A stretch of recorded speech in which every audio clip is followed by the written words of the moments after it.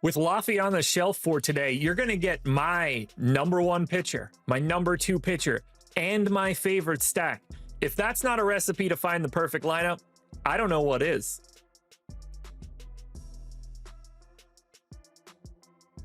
You're watching the perfect lineup where me and only me, Josh Engleman, here to give you the best possible chance to make a perfect lineup. I'm going to give you my favorite pitcher, my second favorite pitcher, and my favorite stack, and we are going to go and use those plays in our single lineup simulator to try and build out the best lineup that we can and take ourselves to pay dirt. As usual, if you are interested in trying to win a free week of the MLB Sims, what I need you to do is hop in the comments section right now and let us know who you think is going to be the highest scoring stack on today's slate.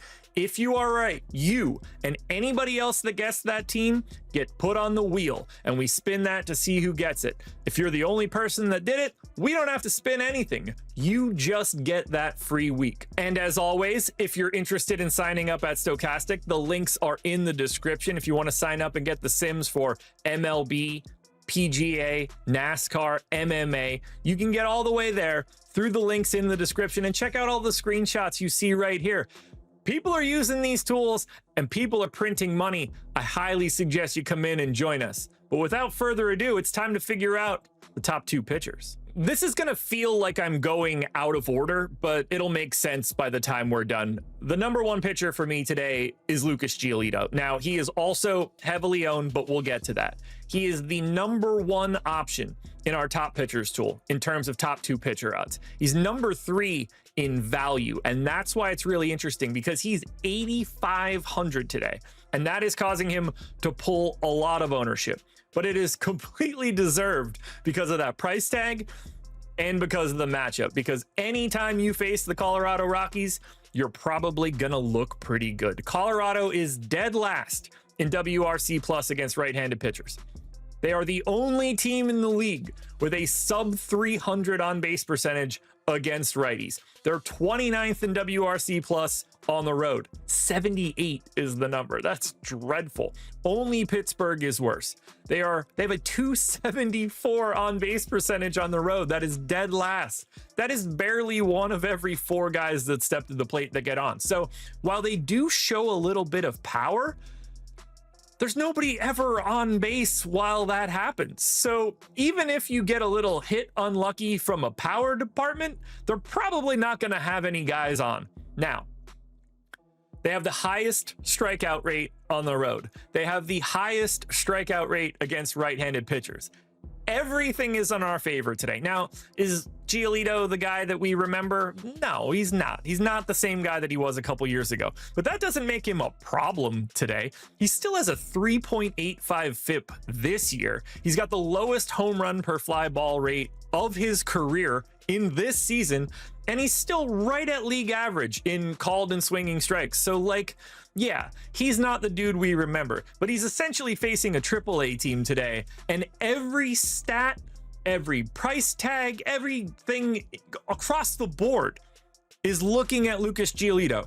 If you don't like the ownership, I get it. I am more than happy to eat that ownership because of this matchup. We had close to 100 comments on yesterday's video, and only 2 of them picked the Texas Rangers to be the highest scoring stack. So those 2 people have the opportunity to win 1 free week of MLB DFS Sims at Stokastic.com. And the person that's going to do that is going to be at Steven Sand 9562. If this is you, email support at Stokastic.com so that you can claim your free week. Now, technically, this guy should probably be listed as the SP1 because his salary is higher, but the ownership for Giolito, I didn't want to bury the lead with the chalk pitcher. So my second pitcher for today, the pride of Whiteville, give me Mackenzie Gore.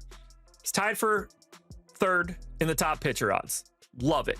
But he's only 10% owned. That's half of Chris Bubich. Same price range. That's 1/3 of Dylan Cease, same price range. And I like the matchup. Cardinals are 24th in WRC plus against lefties, 28th in ISO, 111. Not good. On the road, It's really not any different. 21st in WRC plus, 24th in ISO. Now, Busch is a major pitcher's park, really takes a bite out of the power. 24th highest park factor for home runs. That is a major benefit to Mackenzie Gore. Now, as a fantasy starter, he's been exceptional this season. 30% K rate across 104 innings.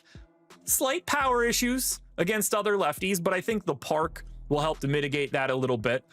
Ultimately, when you start looking at the different pay-up options that exist on the pitching side, we're seeing a pretty big disparity in the way those guys are getting owned.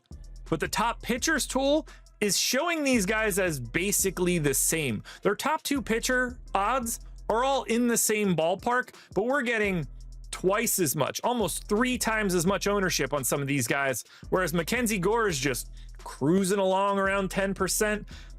Not something that I want to worry about.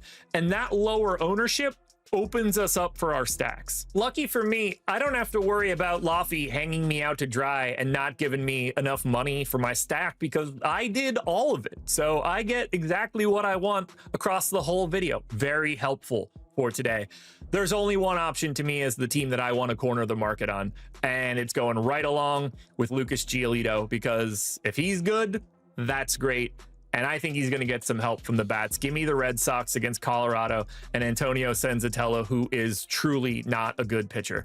Let's talk about the good things for Boston first. 3rd in top stack, 7th in top value, 3rd in stack score, 4th in ownership. Very manageable ownership for the size of this main slate. And they're getting all of this stuff because Senzatella is awful. 8% K rate to lefties, 15 to righties. Even 15's not any good. 7 is staggering. He's giving up over a 200 X ISO to both hands. Sub 9% swinging strike rate. The ball never misses the bat. And when the bat hits it, it hits it pretty far. Now, lefty power is a little more advantageous at Fenway. Not a great home run park to begin with, but every park's a good park when you face Antonio Senzatella. And the Red Sox active roster has some positives. They're 10th in ISO against righties. They're 6th in ISO at home, 12th in WRC+. The actual problem that I have with the Red Sox, and this isn't a real problem, but they're inundated with outfielders. 4 to 5 in the lineup. And those guys don't have the MPEs. So whether that's Duran, Roman Anthony, Abreu, Yoshida, you have a lot of outfield options. I don't like to corner the market on outfielders. I generally tend to want to try to find an extra one somewhere else. But we also have a couple other options that make it easy, including some MPEs, whether that's Marcelo Mayer or Abraham Toro, who have 2nd, 3rd, and 1st and 3rd respectively. You could easily grab Narvaez at catcher, and Trevor Story's sitting there at short. So I do like the idea of picking off some of the infield spots for the Boston stack. Clearly, we're going to need 1 or 2 of the outfielders, but I think this is going to allow us to have a powerful extra 3 guys and still get the best parts of Boston. Now, the only thing left for me to do is find out just how good are my picks in the single lineup simulator at Stokastic.com. Gore is in, Giolito is in. The 5 guys that I went with, at least on this draft for the Red Sox: Narvaez in at catcher, Marcelo Mayer in at 2nd, Trevor Story, Duran, and Roman Anthony. Oh, those were almost words coming out of my mouth. That leaves us about 4K at 1st, at 3rd, and for our final outfield spot. And the only thing we need to do now is click complete this lineup so that we can get the optimal 3 plays that fit into those spots. And it gives us 3 one-offs. We get David Fry in at 1st. I'll take that. Projected to hit in the 2-hole. We get Jordan Westburg in at 3rd. I'll take that. Projected to hit in the 2-hole. And we close it out with our final outfield bat. The reason I wanted to leave one of those spots open, because we complete outfield with Juan Soto. So the only thing we have left to do is click run lineup simulation and find out how good does this lineup grade out. And from start to finish, I have given you guys the goods. 35% sim ROI, 0.2% chance of the win, 1.8% chance of a top 10 lineup, and a 33% cash rate. Maybe you want to have a little bit more stacking in those 3 guys. You can mix and match there. Maybe you want to save a little bit more salary at pitcher. Maybe you're not a Mackenzie Gore guy. Maybe you're not a Boston guy. I have no idea, but you can mix and match everything in the single lineup simulator. Drop a guy out, add a new guy in, run the lineup simulation, and find out how it grades out. But the best thing I see right now is a lineup built with my pitcher, my second pitcher, and my stack. And right now, this data that I see on the screen, everything we're looking at right now, shows me a perfect lineup.